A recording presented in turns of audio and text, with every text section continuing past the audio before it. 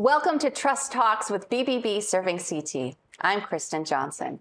In business, trust talks, and BBB's mission is to enhance marketplace trust. In each one of our episodes, we hope to give you a better understanding of what to expect and what to look out for so you can spend your money wisely and avoid being scammed. Recently, the BBB Institute, the educational arm of Better Business Bureaus, recently released its annual Scam Tracker Risk Report. Today, we're going to highlight some of the riskiest scams, talk about why they're so easy to fall for, and how you can avoid them. We're also going to talk to those who've been targeted by some of these scams. With me today is Michelle Bordeaux. She's the director of BBB Serving CT's Foundation. This is the educational arm of our organization. We also have Becky Brainerd here. She lost money to a home improvement scam, and she's going to tell us about all the headaches that she unfortunately ran into along the way. We have one more guest who we're not showing right now. He's asked that his identity not be revealed. This man was told that tens of thousands of dollars had been stolen from his bank account, when in reality, he ended up putting that money in the hands of a scammer, and he is still fighting to get it back. He'll share his story a little later on. But let's start with Michelle. Michelle, BBB recently released the list of the riskiest scams of 2022. When we talk about risky, we're not talking about just the most popular or common scams, are we? That's correct. You know, Better Business Bureau really takes a holistic approach when determining the riskiest scams. They base it on certain factors, and we call that the BBB Risk Index. So really what we're looking at is what's one's prevalence or exposure to a scam. So how likely are you to be targeted by that particular scam? We then combine that with susceptibility. You know, what are the odds of losing money when exposed? And then we also need to consider what's the monetary loss. So when we do lose money, what is the magnitude of that loss? So you combine those three things, and what are you left with? What were the riskiest scams of 2022? Yeah, so in 2022, the top 5 riskiest scams were coming in at number 1, online purchase scams. And it's been there as number 1 for several years now. Followed by employment scams, which is making a comeback, cryptocurrency scams, home improvement scams, and advanced fee loan scams. Let's talk a little bit more about the resurgence of employment scams. It seems like more people are being asked to return to the office now, and those who want to remain working from home are really being targeted the most by these scams. Talk a little bit about the different types of work from home scams that we're seeing on the Scam Tracker. Yeah, absolutely. Employment scams have definitely, in fact, made a comeback this year. And actually, they've ranked in the top 3 riskiest scams since the risk report was first published in 2016. So, one example of a work from home employment scam is you've been given an opportunity to work from home, and you have received a check from your employer to purchase equipment for your home office. They've also provided you with the information that you need to connect with their supplier. So what they want you to do is they want you to transfer or wire that money to an online payment system to follow through with the payment of the products that you need to purchase so you could be successful in your job. But what ends up happening is, and you find out after the fact that you do it, is that the check was fake, which means there wasn't any job to begin with. There's no equipment that's coming your way, and you're now responsible for that loss. Now you owe the bank all of that money, and your money's in the hands of a scammer. Absolutely. I also wanted to ask you about reshipping scams. I understand that's really the most common work from home scam that we see. I know BBB Serving CT did a number of investigations on work from home scams under reshipping here in Connecticut last year. Yeah, so the way a reshipping scam will work is you are hired by a company where you'll receive items at your house, and you agree to repackage them and ship them to a destination that's provided to you by the warehouse that you are employed by. Once they offer you incentives above and beyond a base salary that's very lucrative.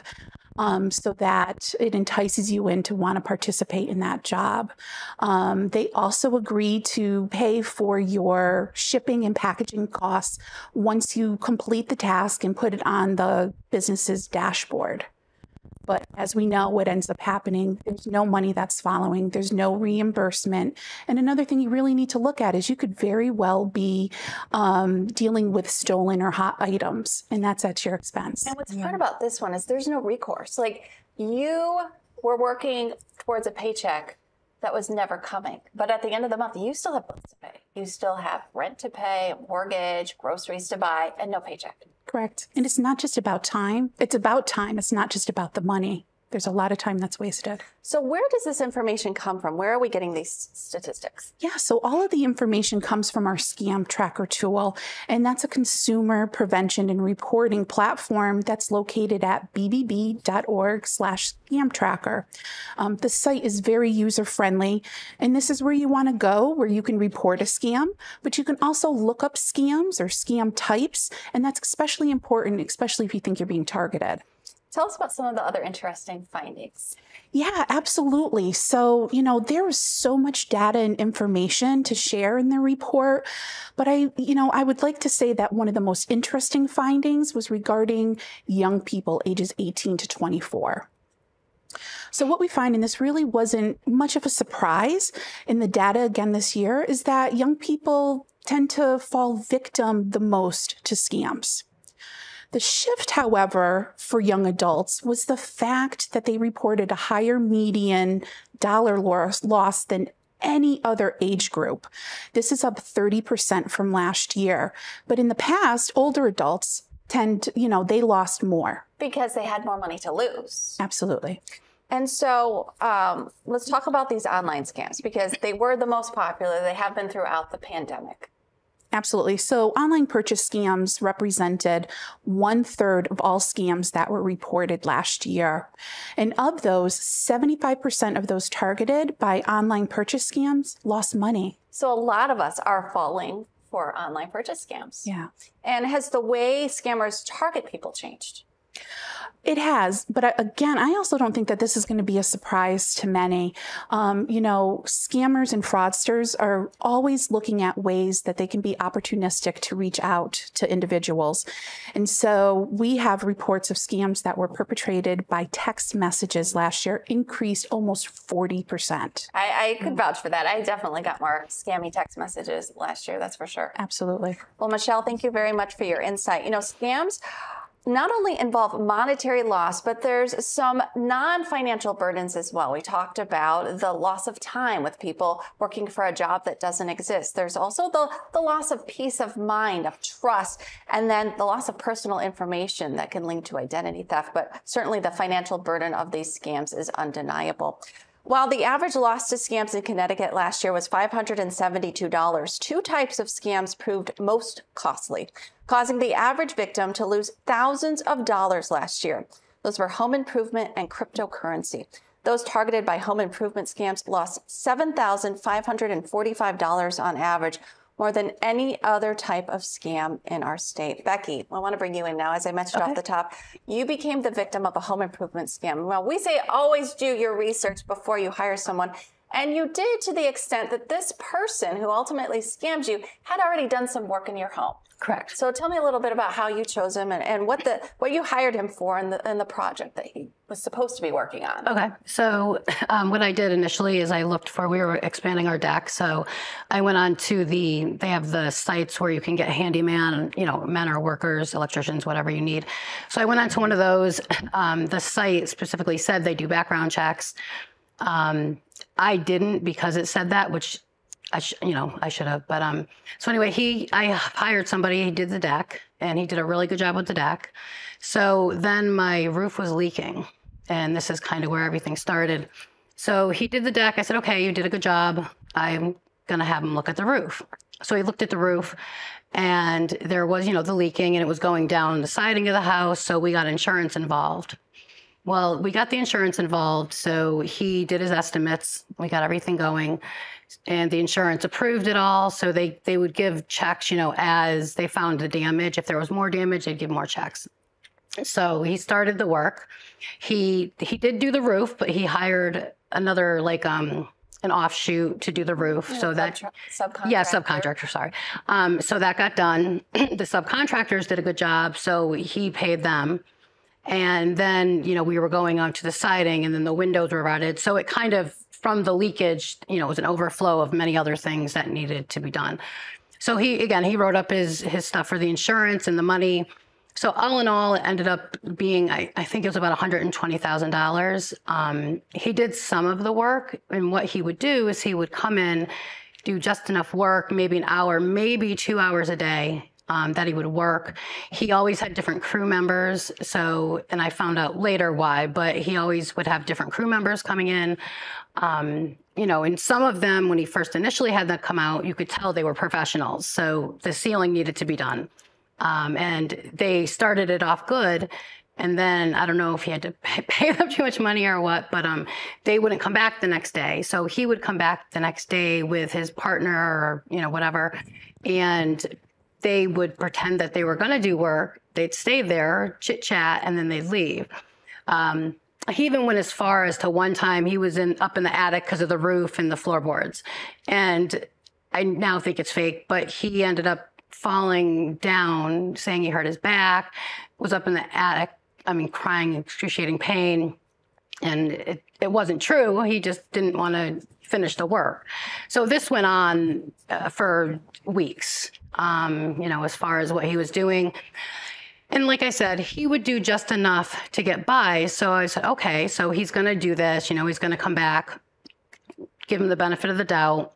So then as it got to the end of the work not being done, my house was in shambles constantly. All the stuff from the attic was down, downstairs because he had to do that. And the ceilings weren't done. The siding was off of my house.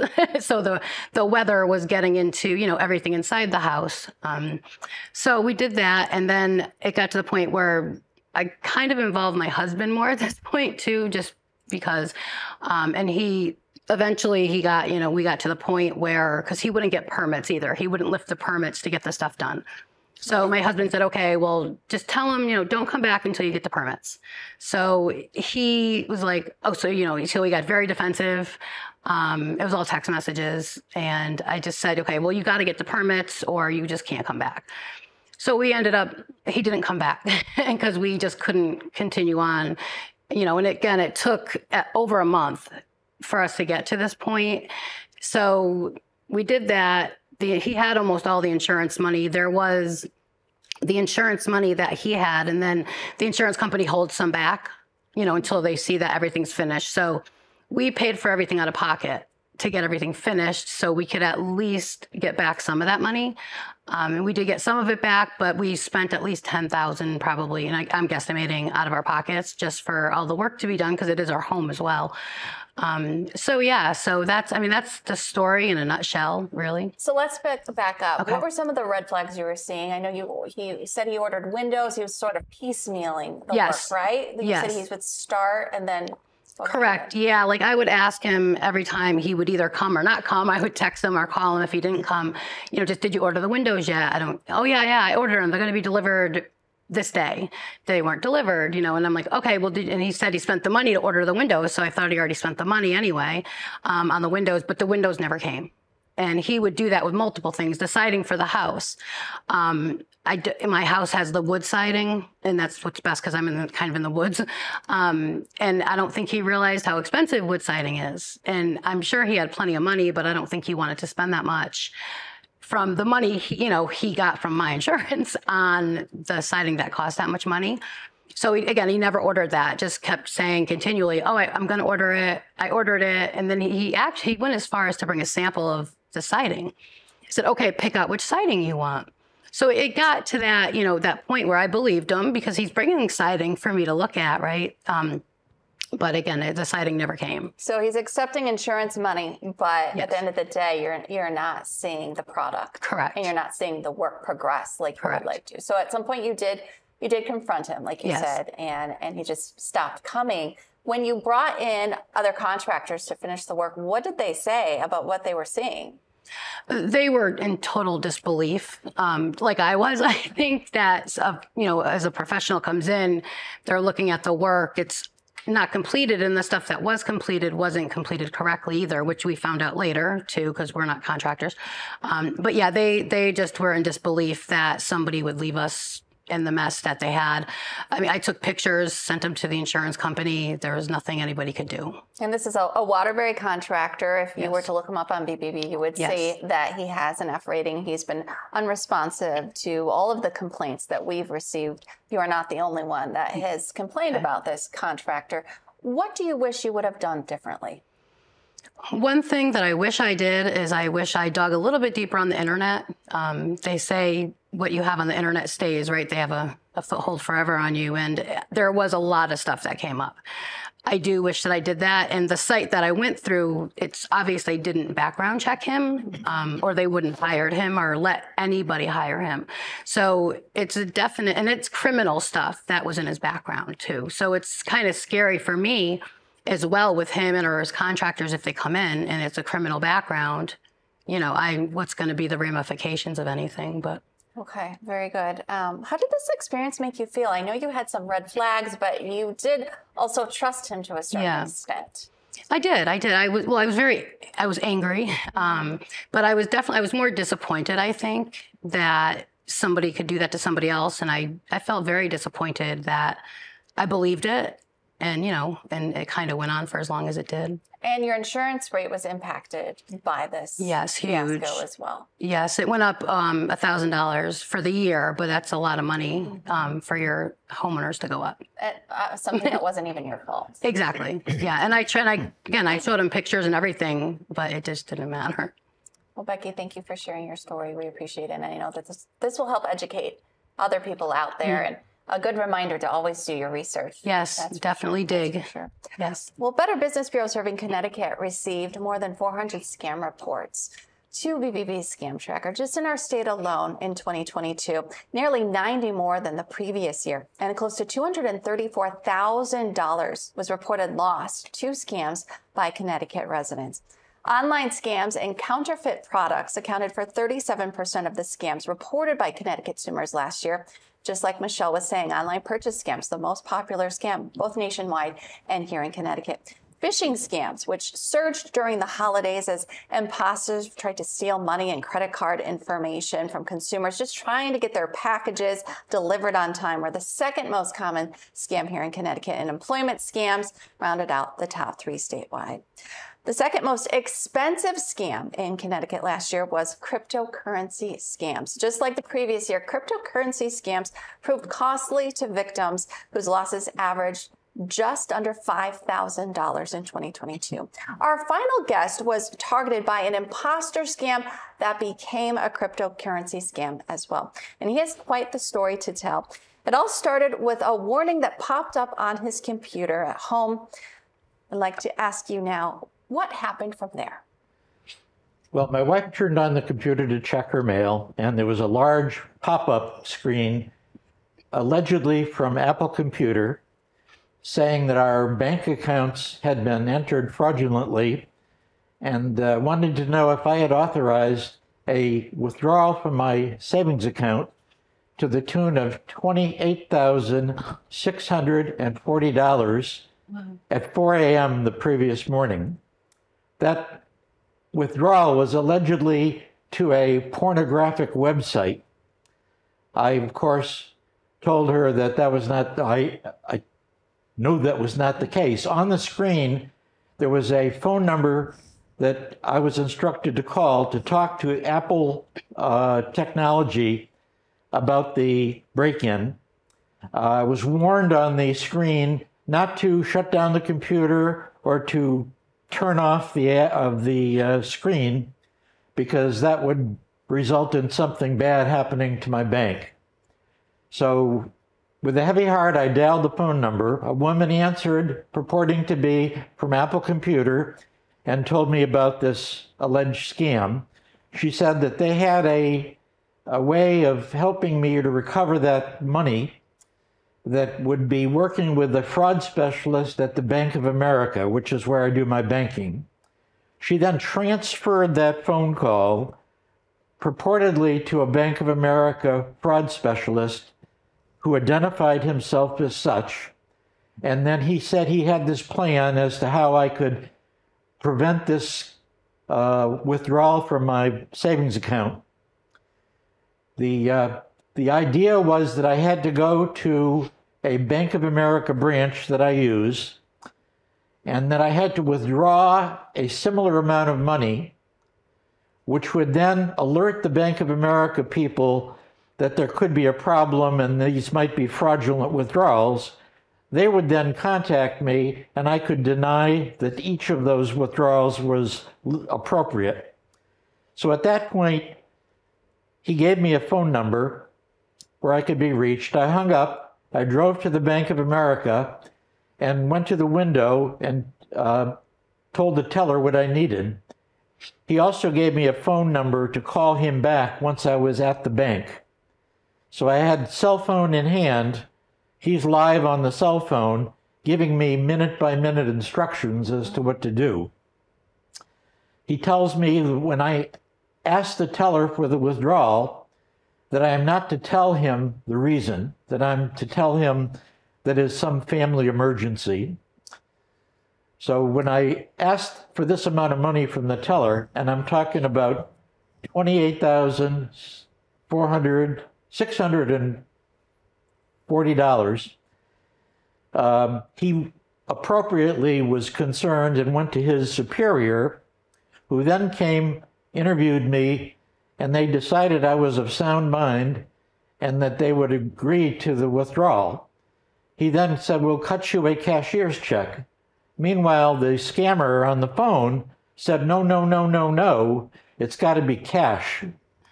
So reluctantly, they counted out $28,640 in cash, $100 bills, and a couple of 20s. At that point, the scammer tells me I've got to go to this small location in Manchester that has a Bitcoin machine, and I have to open a Bitcoin account and then begin to deposit money into the Bitcoin account that I've opened. To open the Bitcoin account, you have to give them your name and then some proof of identity, which is a driver's license number. I went through that, and then once the account was approved, I sat there and put in $15,000 in $100 bills through their little crypto slot, which took about 20 minutes, mind you. 15,000 was the maximum that any one account would take.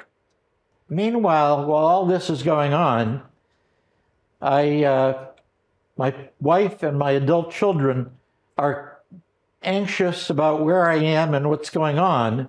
So on my cell phone, I'm getting innumerable text messages, "Call us at home," or "Text me back, what's going on? I need to know what's going on."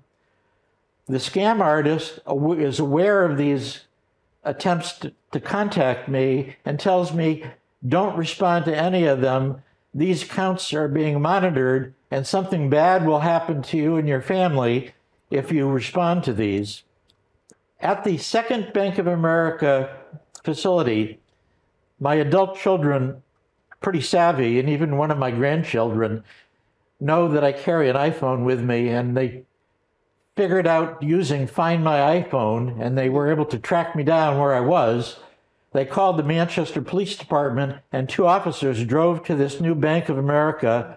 I was still in line, but had not made the withdrawal yet. You know, they obviously came to me and told us about their concern and my family's concern.